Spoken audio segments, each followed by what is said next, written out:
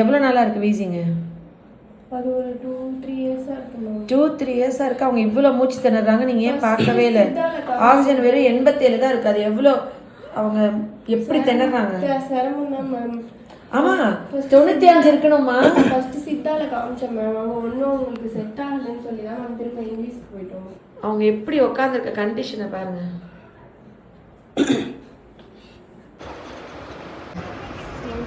காலைல எவ்வளோ இருந்துச்சு? தெரியுதா? நல்லா இருக்குமா? இப்போ எப்படிமா இருக்கு உங்களுக்கு? கொஞ்சம் கேரியா இருக்கு.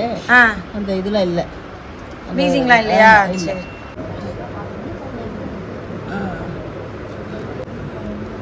கையை காட்டணும்.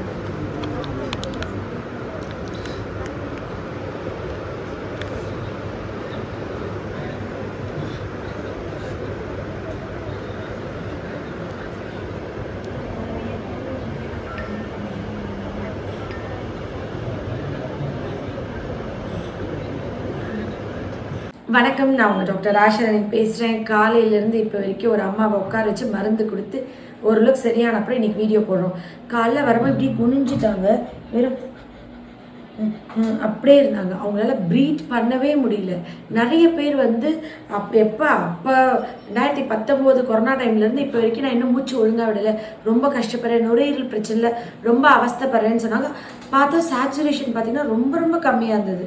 நான் 83 இருந்தது, இப்போ இந்த வீடியோவில் ஆட் பண்ணுற மாதிரி. நடுவில் வந்து 70 போயிடுச்சு. இல்லை எவ்வளோ இருந்துச்சு? 79.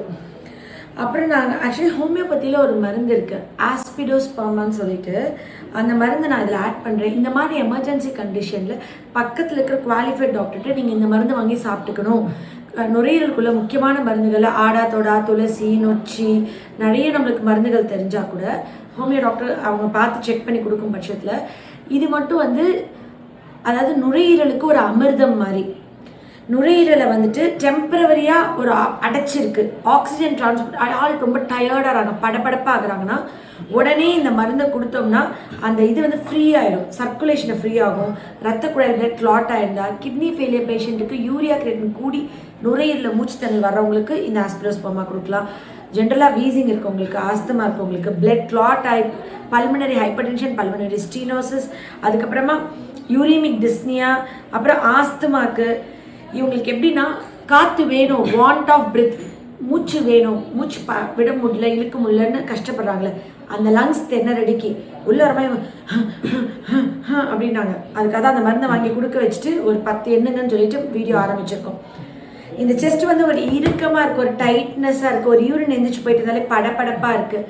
குவாலிஃபைட் டாக்டர்கிட்ட இந்த மருந்தை வாங்கி ஒரு 1/4 டம்ளர் தண்ணி 30 ட்ராப்ஸ் விட்டு ஒரு நாளைக்கு 3 டைம்ஸ் அப்படி குடிச்சிங்கன்னா லங்ஸ் வந்து ரொம்ப ஃப்ரீயாக, உங்களுக்கு கொஞ்சம் கஷ்டம் இல்லாமல் இருக்கும். லங்ஸை சுத்தம் பண்ணுற, லங்ஸை வலுப்பண்ண, இப்போ ஹார்ட்டை ஸ்ட்ரென்தன் பண்ணுறதுக்கு மருதம் பட்ட சாருன்ற மாதிரி லங்ஸை ஸ்ட்ரென்தன் பண்ணுறதுக்கு ஆஸ்பிடோஸ்பர்மா முக்கியமான மருந்துங்க. நீங்கள் வந்துட்டு அம்மா இந்த காலையில் டைட்டாக இருந்துச்சுன்னா அதெல்லாம் எப்படி இருக்கு இப்போ உங்களுக்கு? பரவாயில்லையா? அந்த மூச்சு கஷ்டம், மூச்சு விடுறது வெளியே விடவே கஷ்டமா இருக்கு. நீங்க பரவாயில்ல முக்கால்வாசி தேவலாம், முக்கால்வாசி அந்த மருந்து கொடுத்த பிறகு இப்போ நல்லா ஃப்ரீயா விடுறீங்க. அவங்க ஃப்ரீயா விடுறதே நம்மளுக்கு பார்க்க ரொம்ப கொடுமை. காலையில ரொம்ப ரொம்ப நிஜமாவே சொல்லணும்னா அந்த அல்லாவே தான் என்கிட்ட போங்க எப்படியாவது அம்மா சரி பண்ணி காப்பாத்திக்கோங்கன்னு அனுப்பிச்சாருன்னு நினைக்கிறேன். இல்லைன்னா இன்னைக்கு அம்மா நான் பார்த்துருக்க மாட்டேன். பட் நான் காலையிலேருந்து அதுக்காக அவங்களை வச்சிருந்து பெட்டர் ஆனதுக்கு அப்புறம் தான் வீடியோ போடணும்னு இப்போ வீடியோ எடுக்கிறேன். இப்போ சேச்சுரேஷன் நல்லா ஓரளவுக்கு இம்ப்ரூவ் ஆயிருக்கு. பட் அவங்களுக்கு வந்து ஒரு எந்திரிச்சு போய் ஒரு ரெஸ்ட் ரூம் போயிட்டு வந்துட்டா கூட ரொம்ப ஹார்ட் வந்து வீக்காக இருக்குது. ரொம்ப நாள் இதோடய அவங்க கிட்டத்தட்ட இப்போ ஒரு 6-7 வருஷமாக கஷ்டப்பட்டுட்டாங்க போல். ஸோ இந்த மாதிரி ஒரு ப்ராப்ளம் இருக்குது. ஒரு கிட்னி ஃபெயிலியர்னால நுரையீரல் ரொம்ப வீக்காக இருக்குது, இல்லைன்னா வந்துட்டு ஆஸ்துமானால ஒரு மூச்சு கஷ்டம் இருக்குன்னா உடனே இந்த ஆஸ்பிடோஸ்பர்மான்ற மருந்தை பக்கத்தில் இருக்க குவாலிஃபைட் டாக்டர் நீங்கள் வாங்கி வச்சுக்கிட்டு ரெகுலராக கொடுக்கலாம். குழந்தைங்களா இருந்தால் கூட 5 to 8 ட்ராப்ஸ், 10 வயசுக்கு மேலே பிள்ளைகளுக்கு எல்லாமே 20 ட்ராப்ஸ் கொடுக்கலாம். பெரியவங்க எல்லாருக்குமே 30 ட்ராப்ஸ் கொடுக்கலாம். அவ்வளோ அழகாக நம்ம ஒரு உயிரை காப்பாற்றுறதுக்கும் நுரையீரலில் சத்து பண்ண, இப்போது கிட்னி சத்து பண்ணுறதுக்கு மூக்கிரட்டை மாதிரி, ஹார்ட்டை சத்து பண்ணுறதுக்கு உங்களுக்கு வந்துட்டு அர்ஜுனா மருதம்பட்டை சாறு மாதிரி, நுரையீரலை சத்து பண்ணுறதுக்கு ஆஸ்பிடோஸ்பர்மா ஞாபகம் வச்சுக்கோங்க. நிச்சயமாக இது நிறைய பேருக்கு உதவியாக இருக்கும்னு நினைக்கிறேன். Love you all. நன்றி.